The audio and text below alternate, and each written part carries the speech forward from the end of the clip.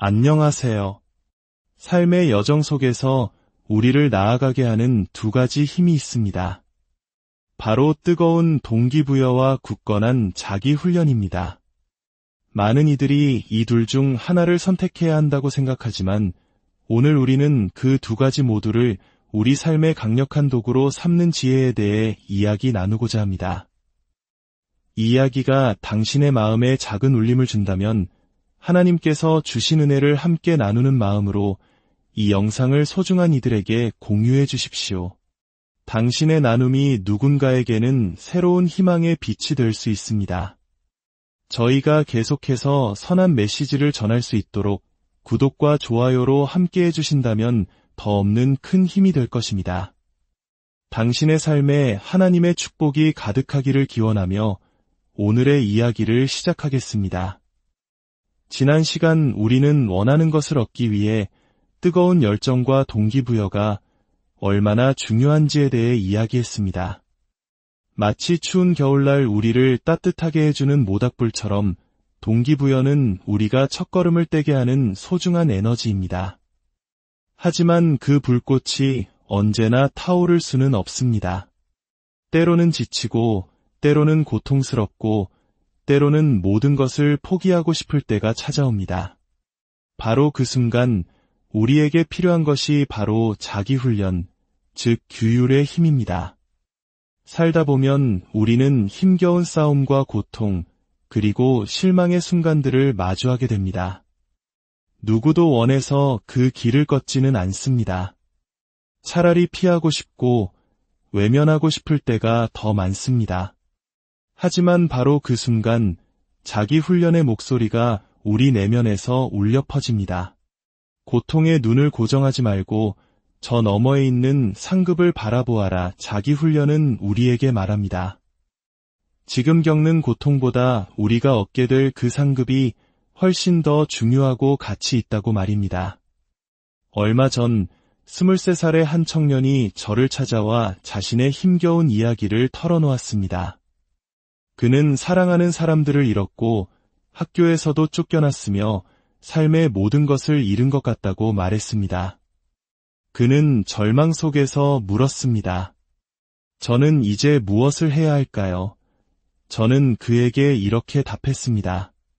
계속 나아가야 합니다.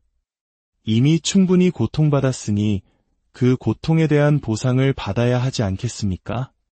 이 모든 고통과 괴로움을 겪고 나서 여기서 멈추고 포기하는 것이야말로 가장 억울한 일입니다. 지금 당신에게 필요한 것은 바로 자기 훈련입니다. 눈앞의 고통이 아닌 저 너머의 목표에 시선을 고정하고 묵묵히 당신이 해야 할 일을 해나가야 합니다. 그렇다면 자기 훈련이란 정확히 무엇일까요? 복잡하게 생각할 필요 없습니다. 자기 훈련이란 자신이 진정으로 원하는 것을 얻기 위해 필요한 행동을 꾸준히 실천하는 힘입니다. 그것은 수많은 선택의 갈림길에서 나의 꿈과 목표에 부합하는 올바른 길을 끊임없이 선택하는 것입니다.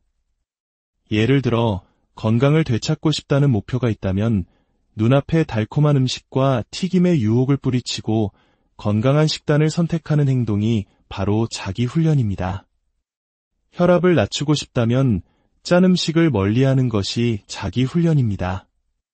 이것은 감정의 문제가 아닙니다. 기분이 좋든 나쁘든 하고 싶든 아니든 상관없이 목표를 위해 올바른 행동, 올바른 태도를 꾸준히 유지하는 것, 그것이 바로 자기 훈련의 본질입니다. 그렇다면 어떻게 이 자기 훈련의 힘을 우리 삶에 적용할 수 있을까요? 여기 5가지 구체적인 방법이 있습니다. 첫째, 당신의 삶을 바칠 때에, 즉 거룩한 명분을 만드십시오. 저에게는 어려운 환경의 아이들에게 더 넓은 세상을 보여주는 것이 저의 대의입니다. 저는 매일 아침 눈을 뜰 때마다 그 아이들을 생각합니다. 이 아이들의 미래를 위해 내가 오늘 해야 할 일은 무엇인가? 하지 말아야 할 일은 무엇인가? 이 명분은 제 감정이나 기분보다 훨씬 더 강력한 힘을 발휘하여 저를 움직이게 합니다. 성경에 다윗이 골리앗과 싸우러 나가는 이야기가 나옵니다. 그의 형들은 그를 비난하고 막아섰지만 다윗은 이렇게 외칩니다. 어찌 명분이 없겠습니까? 그는 이스라엘을 구하고 가족을 지키고 하나님의 명예를 지키기 위한 분명한 대의가 있었습니다. 이처럼 우리를 게으름과 무기력에서 깨우는 것은 바로 이 거룩한 명분입니다. 당신의 가족, 당신의 공동체, 하나님이 주신 소명을 당신의 대의로 삼으십시오. 둘째, 그 대의를 실현할 구체적인 계획을 세우십시오. 명분만으로는 충분하지 않습니다. 주간 계획 혹은 일일 계획이라도 좋습니다. 목표를 향한 구체적인 전략과 계획이 필요합니다. 셋째, 명확하게 정의된 시간 계획을 만드십시오. 월요일에는 무엇을 할 것인가? 화요일에는? 수요일에는? 당신의 시간을 어떻게 사용할 것인지 구체적으로 정해야 합니다. 넷째, 모든 방해 요소와 유혹을 제거하십시오. 히브리서 12장 1절은 모든 무거운 것과 얽매이기 쉬운 죄를 벗어버리고 인내로써 우리 앞에 당한 경주를 하며 라고 말씀합니다. 당신의 목표를 방해하는 것이 있다면 과감하게 정리해야 합니다. 다섯째, 당신의 여정을 나눌 동반자를 찾으십시오. 성경은 사람이 혼자 사는 것이 좋지 아니하니라고 말씀합니다. 당신의 대의와 계획, 그리고 당신의 어려움을 나눌 친구가 필요합니다. 힘들 때 도와달라고 말하고 포기하고 싶을 때 붙잡아달라고 말할 수 있는 사람이 곁에 있어야 합니다. 요즘 세대는 자신의 모든 것을 비밀로 하려는 경향이 있습니다. 어디에 가는지, 무엇을 하는지 아무에게도 알리고 싶어 하지 않습니다. 하지만 이것은 매우 위험한 일입니다. 아무도 당신이 어디에 있는지 모를 때 당신은 길을 잃기 쉽습니다. 세상의 법정에 홀로 서는 것과 당신을 지지하는 사람들과 함께 서는 것을 상상해 보십시오. 당신의 곁에 목사님, 선생님, 부모님, 조부모님, 형제자매, 그리고 지역사회의 지도자들이 함께 서 있다면 재판장의 시선은 달라질 것입니다. 판사는 당신을 아끼고 당신에게 책임을 묻고 당신을 사랑하는 이들이 있다는 것을 보게 될 것입니다. 그러니 더 이상 비밀스럽게 행동하지 마십시오. 교만한 마음을 내려놓고 당신의 대의를 다른 사람과 나누십시오. 그들은 물질적으로 혹은 감정적으로 때로는 영적으로 당신에게 큰 힘이 되어줄 것입니다. 기억하십시오. 우리는 동기부여와 자기훈련 사이에서 하나를 선택할 필요가 없습니다. 우리는 그 두 가지 모두를 가질 수 있습니다. 어떤 날은 뜨거운 동기부여가 우리를 일으켜 세울 것이고 또 어떤 날은 굳건한 자기훈련이 우리를 계속 걷게 할 것입니다. 그리고 많은 날들 우리는 그 두 가지 모두가 필요할 것입니다. 작은 발걸음이 위대한 여정을 만듭니다. 이제 당신은 그 방법을 알게 되었습니다. 함께 나아갑시다. 이제 우리 모두 잠시 마음을 모아 기도하는 시간을 갖겠습니다. 은혜로우신 하나님 아버지, 이 귀한 날을 허락하시고 생명과 건강과 힘을 주시니 감사드립니다.